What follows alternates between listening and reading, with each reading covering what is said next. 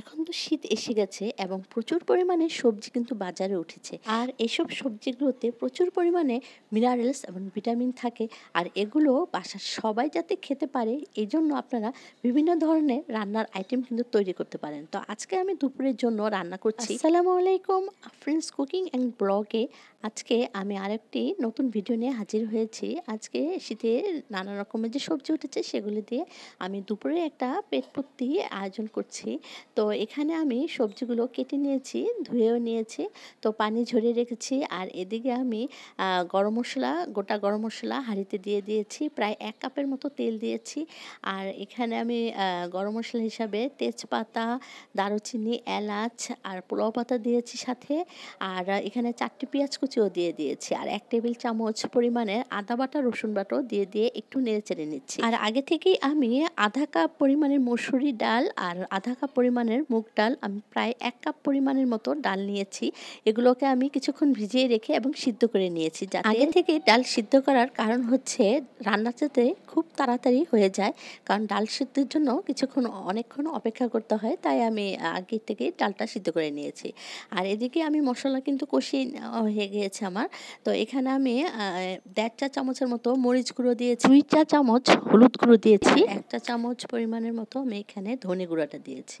তো সব কিছু মশলা কষানোর পরে আমি সেই ডালগুলো দিয়ে দিচ্ছি। আর যেই সবজিগুলো আমি দেখিয়েছিলাম, তো সেগুলোকে আমি একদম ছোট ছোট করে কেটে ধুয়ে রেখেছিলাম, পানি ঝরিয়ে রেখেছিলাম, তো সেগুলো দিয়ে দিয়েছি। তো ডাল, সবজি আর মশলা সব কিছুকে একটু ভালো করে নেড়েচেড়ে দিচ্ছি। আর এই সময় আমি ১.৫ চা চামচ পরিমাণের মতো লবণও এখানে দিয়ে দিচ্ছি, যাতে সবজিটা সিদ্ধ হয়ে যায় এবং সবজির মধ্যে লবণটাও থেকে যায়। পরে আমি অবশ্য যখন আমি চালটা দিব তখনই আমি কিছু লবণও আমি দিব।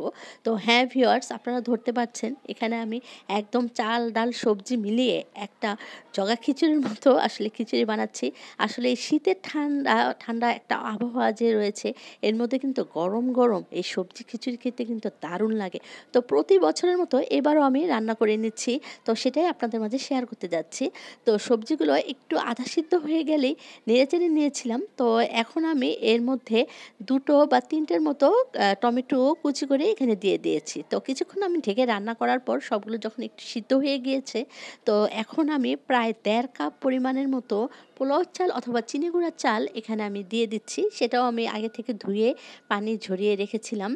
তো সেটা এখন দিয়ে ভালো করে নেড়েচেড়ে দিচ্ছি। আর যেহেতু এখানে আমি সবজিটা সিদ্ধ হওয়ার জন্য ১ কাপ পরিমাণের মতো বা ১ মগের মতো, বড় কাপের মতো আর কি সেটা, তো ওইখানে আমি ওই ১ মগের মতো পানি এখানে দিয়েছিলাম। তো এখন ভালো করে আমি চালটা একটু নেড়েচেড়ে দিচ্ছি। আর চালটা সবজির সাথে যখন মিক্সড হয়ে যাবে, তো তখন আমি এটার পরিমাণ মতো কিছু লবণও বা স্বাদ মতো কিছু লবণ এখানে দিয়ে দিচ্ছি। এখানে চালটাকে সিদ্ধ হওয়ার জন্য আমি গরম পানি দিয়েছি। তো ১.৫ কাপের জন্য আমি ৩ কাপ পরিমাণের মতো বা ৩ মগের মতো, বড় কাপের সেটা ৩ মগের মতো এখানে ফুটন্ত গরম পানিও দিয়েছি। তো দিয়ে সব কিছুকে ভালো করে নেড়েচেড়ে আমি ঢেকে রেখেছিলাম কিছুক্ষণ। তো চালটা যখন ফুটে উঠেছে তখন এর মাঝখানে আমি একটু নেড়েচেড়ে দিয়েছি। তো এর মধ্যে ৩-৪টে কাঁচামরিচ আমি ভেঙে দিয়েছি। তো কাঁচামরিচগুলো যখন ভেঙে দিয়েছি তারপরে একটু নেড়েচেড়েও দিয়েছি। আর এখানে প্রায় ৩ বা ৪ চামচের মতো আমি ঘিও উপরে দিয়ে দিচ্ছি। আর প্রায় ১.৫ টেবিল চামচের মতো এখানে আমি কেওড়া জলও দিয়েছি। এখানে আমি আরও দিয়েছি প্রায় ১.৫ চা চামচের মতো গরম মশলার গুঁড়া। তো এটা গরম মশলার সাথে জিরা মিক্সড ছিল, তো সেটা আমি দিয়ে দিয়েছি। তো দিয়ে সব কিছুকে আরেকটু ভালো করে নেড়েচেড়ে দিচ্ছি। আসলে এই খিচুড়িটা একদম ঝরঝরে খিচুড়ি হবে না, এটা একটু হালকা ল্যাটা টাইপের খিচুড়ি হবে। তো এই ধরনের খিচুড়ি কিন্তু আচার দিয়ে খেতে বেশ লাগে, আর সাথে যদি ভর্তা থাকে। তো আমি এখানে আসলে এই খিচুড়ির সাথে খাওয়ার জন্য টমেটো ভর্তা করেছিলাম। আর আমার মিক্সড আচার ছিল, অথবা আমের আচার, জলপাইয়ের আচার, অনেক আচারই আমি বানিয়েছিলাম। তো সেগুলো ছিল। তো এখানে আমি ধনেপাতার চাটনিও করেছিলাম। তো সেটা দিয়েই আমি আসলে আজকের এই খিচুড়িটা সবাই আমরা খাবো। তো আজকের এই শীতের ঠান্ডা ঠান্ডা আবহাওয়ায় কিন্তু এত মজা, এই সবজি খিচুড়িটা আসলে বাসায় কিন্তু ট্রাই করতে পারেন।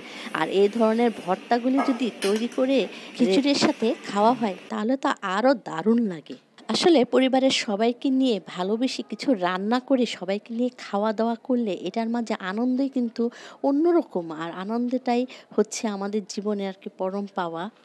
আমার এই ভিডিওটি আপনাদের ভালো লাগলে লাইক, কমেন্ট, শেয়ার করে দিবেন। আর আমার চ্যানেলটিকে সাবস্ক্রাইব করে পাশে থাকবেন। আমার পেজটিকেও ফলো করে আমার পাশে থাকবেন।